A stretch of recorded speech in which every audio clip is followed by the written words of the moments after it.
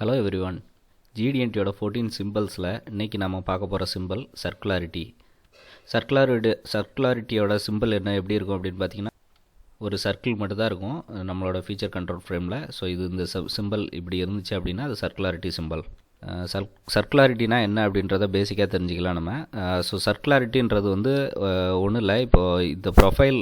So இதுதான் வந்து circularity. So நமக்கு வந்து ஒரு ஆப்ஜெக்ட் வந்து ஒரு ரவுண்ட் ப்ரொஃபைல் ஆப்ஜெக்ட் இருக்குது அப்படின்னா அந்த ரவுண்ட் ப்ரொஃபைல் வந்து எவ்வளோ அக்யூரேட்டாக ரவுண்டாக இருக்குன்றத வந்து நம்ம பார்க்குறது தான் வந்து சர்க்குலாரிட்டி. ஸோ அந்த சர்க்குலாரிட்டி வந்து நமக்கு ஃபங்க்ஷனல் ஆஸ்பெக்டில் வந்து ஒரு ரெக்யர்மெண்ட் இருக்குது. எனக்கு ஒரு ஷாஃப்ட் வந்து ஒரு போரில் ஃபங்க்ஷனலாக அது ஒர்க் ஆகும்போது அதுக்கு வந்து அதோட சர்க்குலாரிட்டி வந்து ரொம்ப இம்பார்ட்டன்ட். ஸோ அந்த மாதிரி கேஸில் வந்து பார்த்திங்க அப்படின்னா சர்க்குலாரிட்டி வந்து கிரிட்டிக்கலாக இருக்கும். ஸோ அந்த சர்க்குலாரிட்டி கிரிட்டிக்கலாக இருக்கிறது நம்ம அச்சீவ் பண்ணும்போது ரெக்யர்மெண்ட் மீட் பண்ணியிருக்கணும். ஓகே, இந்த சர்க்குலாரிட்டி வந்து எதுவும் டேட்டாம் பேஸ் பண்ணி ஒர்க் ஆகுமா அப்படின்னு கேட்டால் இல்லை. இது வந்து எந்த டேட்டாம் பேஸ் பண்ணியும் இருக்காது. வித் ரெஸ்பெக்ட் எந்த டேட்டாவும் கிடையாது. அதே மாதிரி maximum metal condition, least metal கண்டிஷன்லேயும் இது அப்ளை ஆகாது. சர்க்குலாரிட்டின்றது வந்து ஒரு தனி ப்ரொஃபைல் மட்டும்தான். ஸோ ப்ரொஃபைல் செக் பண்ணுற GD&T பேராமீட்டர். ஃபார் எக்ஸாம்பிள், இப்போ நமக்கு வந்து ஒரு ஷாஃப்ட் இருக்குது. இந்த ஷாஃப்ட்டில் வந்து பார்த்திங்கன்னா ஓடி 75 mm டயமீட்டர் ஓடியில் வந்து நமக்கு அந்த ஓடியோட டாலரன்ஸ் +or-0.1 mm கொடுத்துருக்காங்க. அதே மாதிரி அதே ஓடியில் சர்க்குலாரிட்டியை நமக்கு வந்து 50 மைக்ரான் இருக்கணும்னு சொல்லி கொடுத்துருக்காங்க. ஸோ இப்போ இந்த கேஸில் வந்து பார்த்தோம் அப்படின்னா நம்ம வந்து இப்போ இந்த டயமீட்டரை +or-0.1க்குள்ளே கண்ட்ரோல் பண்ணிட்டோம் அப்படின்னா இது வந்து இந்த டைமென்ஷன் மட்டும் தான் நம்ம கண்ட்ரோல் பண்ணியிருக்கோம். மீனிங் இது வந்து நம்ம இன்னும் மீட் பண்ணலை. ஏன்னா இந்த டாலரன்ஸ் ஜோனுக்கும் இதோட டாலரன்ஸுக்கும் வந்து எந்த சம்மந்தமும் கிடையாது. இது தனி, இது தனி, கன்ஃபியூஸ் பண்ணிக்கக்கூடாது. அது மாதிரி சர்க்குலாரிட்டியை வந்து ரவுண்ட்னஸ்னும் சொல்லுவாங்க. அப்போது சர்க்குலாரிட்டினா என்ன அப்படின்றத இப்போ பார்க்கலாம். ஸோ நெக்ஸ்ட் இந்த ஸ்லைடில் பாருங்கள். இப்போ இந்த பிக்சரில் பார்த்தீங்க அப்படின்னா அதே சேம் 75 mm ஓடி தான் ஷாஃப்ட்டு. ஸோ இதுக்கு +or- டாலரன்ஸ் இந்த டயமீட்டரோட டாலரன்ஸ் வந்து +or-0.1. ஸோ அப்படின்னா 74.9லேருந்து 75.1 வரைக்கும் இருக்கலாம் இந்த ஓடி. ஓகே, ஸோ இந்த ஓடி வந்து நான் ஃபஸ்ட் வந்து இதை கன்சிடர் பண்ணாதீங்க. இப்போ இந்த டைமென்ஷன் மட்டும் எடுத்துக்கோங்க, 75 +or-0.1. ஸோ இப்போ இந்த சர்க்கிளோட இதோட டாலரன்ஸ் ஜோன் வந்து 74.9 லைன்லேருந்து 75.1. ஸோ இதுதான் வந்து அந்த டாலரன்ஸ் ஜோன். இது ரெண்டுக்குள்ளே, இது மிஷினிங்க்கு அப்புறமா இந்த லிமிட்டுக்குள்ளே எந்த இடத்துல வேணாலும் அந்த சர்க்கிள் ப்ரொஃபைல் வந்து இருக்கலாம். ஓகே, நான் இப்போ வந்து ஃபார் எக்ஸாம்பிள் 75.01 அதில் வந்து நம்ம மீட் பண்ணியிருக்கோன்னு வச்சுக்குவோம். ஸோ நம்ம வந்து ஒரு சர்க்கிள் வந்து மெஷர் பண்ணியாச்சு. இங்கேருந்து இந்த லென்த் வரைக்கும் நம்ம எந்த இடத்துல இந்த டயமீட்டர் செக் பண்ணி பார்த்தாலும் நமக்கு 75 +or-0.1க்குள்ளே இருக்குது. ஓகே, ஸோ இது வந்து நம்ம அச்சீவ் பண்ணியாச்சு. நெக்ஸ்ட் வந்து சர்க்குலாரிட்டி. இது எப்படி அச்சீவ் பண்ணுறது, இது எப்படி அண்டர்ஸ்டாண்ட் பண்ணிக்கணும். ஓகே, நான் ஏற்கனவே சொல்லியிருந்தேன் இல்லையா, இப்போ 75.05 அச்சீவ் பண்ணியாச்சு. ஸோ அது இந்த பிளாக் கலர் லைன் வந்து 75.05ன்னு வச்சுக்கோங்க. ஸோ இப்போ இந்த லைனை நம்ம வந்து இந்த 75.05 நமக்கு எவ்வளோ அக்யூரேட்டாக சர்க்கிளாக இருக்குன்றத வந்து மெஷர் பண்ணுறது தான் வந்து சர்க்குலாரிட்டி.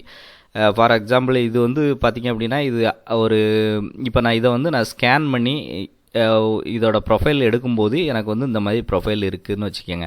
ஸோ யூஸ்வலாக வந்து ஒன்று இந்த மாதிரி ப்ரொஃபைலில் இருக்கும் ஃப்ளக்சுவேஷன்ஸு, இன்னொன்று 3 பிளேசஸில் மட்டும் வரும். ஏன் இது மேஜராக இந்த மாதிரி ப்ரொஃபைலில் இருக்கும் அப்படின்னா, நம்ம வந்து யூஸ்வலாக இந்த ஒரு சர்க்கிள் டயமீட்டர் ப்ரொஃபைல் வந்து எப்போவுமே நம்ம ஜாலை பிடிக்கும்போது 3 ஜா ஜக்கு இல்லைனா 4 ஜா ஜக்கில் தான் நம்ம வந்து ஹோல்டு பண்ணுவோம்.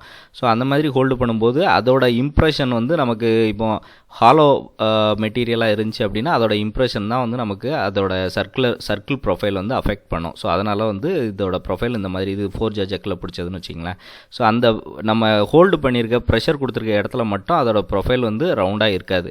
ஸோ இப்போ நம்ம ஓவராலாக அதோட சர்க்கிள் ப்ரொஃபைல் வந்து நம்ம மெஷர் பண்ணும்போது அதோட டிப் பாயிண்ட், அதோட மைனர் பாயிண்ட்டு, அதோட மேக்ஸிமம் பாயிண்ட்டு ரெண்டுக்கும் உள்ள வேரியேஷன்ஸ் வந்து நம்ம மெஷர் பண்ணணும் அப்படின்னா அது வந்து நமக்கு 50 மைக்ரானுக்குள்ளே இருந்துச்சு அப்படின்னா நம்ம வந்து சர்க்குலாரிட்டி மீட் பண்ணிட்டோன்னு அர்த்தம்.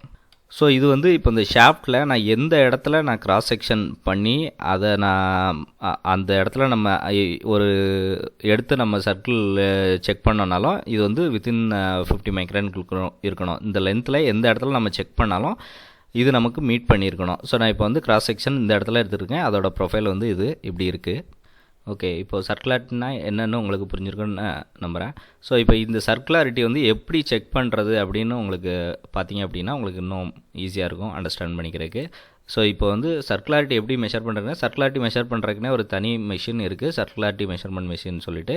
ஸோ அதில் வந்து ஒரு பார்ட் வந்து நம்ம அதோட ஒர்க் ஹோல்டிங் பிக்சரில் வைக்கும்போது அந்த பார்ட்டை ஆட்டோமேட்டிக்காக அதை பார்ட்டை சென்டர் பண்ணிக்கும். ஸோ அந்த பார்ட் ரொட்டேட் பண்ணிவிட்டு நம்ம ப்ரோபிங் அந்த எந்த இடத்துல பார்க்கணுமோ அந்த இடத்துல ப்ரோப் வச்சு நம்ம ஸ்கேன் பண்ணும்போது அந்த ஃபுல் சர்க்கிள் வந்து நமக்கு வந்து கிராஃபிக்கலி ஒரு ஃபுல் சர்க்கிளுமே வந்து நமக்கு ஸ்கேன் ஆகும். So start point to end point full circle நமக்கு ஸ்கேன் ஆகும்போது நமக்கு வந்து ஒரு ப்ரொஃபைல் கிடைக்கும். அந்த ப்ரொஃபைல் தான் வந்து நம்மளோட நாமினல் சைஸ் டேமீட்டர்லேருந்து எவ்வளோ மினிமம் மேக்ஸிமம் ஃப்ளக்சுவேட் ஆகிருக்கு அப்படின்றத பார்த்தோம் அப்படின்னா நமக்கு அந்த வேரியேஷன்ஸ் வந்து நம்மளோட ரெக்யர்மெண்ட்டை மீட் ஆகிருக்கா அப்படின்றத நம்ம செக் பண்ணிக்கலாம்.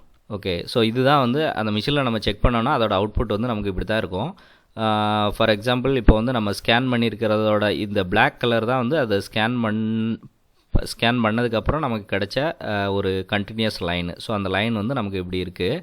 பட் நம்மளோட ரெக்யர்மெண்ட் வந்து 50 மைக்ரான்ன்றது வந்து இங்கேருந்து இது வந்து மினிமம், இது மேக்ஸிமம்னு வச்சுக்கோங்க. ஸோ இந்த ரெண்டுக்கு இடையில இதோட ப்ரொஃபைல் இருந்துச்சு அப்படின்னா நமக்கு வந்து பார்ட் அக்செப்டபிள். அதே இது இந்த லைன் இந்த பார்டரை தாண்டி இது உள்ளவும் வந்துடக்கூடாது, இது தாண்டி வெளியில் போச்சு அப்படின்னா நமக்கு வந்து இது ரெக்யர்மெண்ட் மீட் ஆகலை அப்படின்னு அர்த்தம். இன்னொரு வந்து மெயினாக ஒரு விஷயம் நோட் பண்ணிக்கணும், இது நமக்கு வந்து சர்க்குலாரிட்டி மெஷர்மெண்ட் வந்து சர்க்குலாரிட்டி மெஷர்மெண்ட் மிஷினில் மட்டும்தான் செக் பண்ணால் தான் நமக்கு அக்யூரேட்டாக இருக்கும். ஏன்னா அதுதான் வந்து ஃபுல் ஸ்கேனிங் மெத்தடு. இதே இது நம்ம சிஎம்எம்மில் செக் பண்ணோன்னா இந்த அளவுக்கு அக்யூரேட்டாக இருக்காது. தேங்க்ஸ் ஃபார் வாட்சிங் திஸ் வீடியோ. உங்களுக்கு இந்த வீடியோ பிடிச்சிருந்துச்சுன்னா லைக் பண்ணுங்கள். இந்த வீடியோ உங்கள் ஃப்ரெண்ட்ஸ் யாருக்காவது யூஸ்ஃபுல்லாக இருந்துச்சுன்னா ஷேர் பண்ணுங்கள். இந்த சேனல் ஃபஸ்ட் டைம் பார்க்குறீங்க அப்படின்னா சப்ஸ்கிரைப் பண்ணுங்கள். Thank you.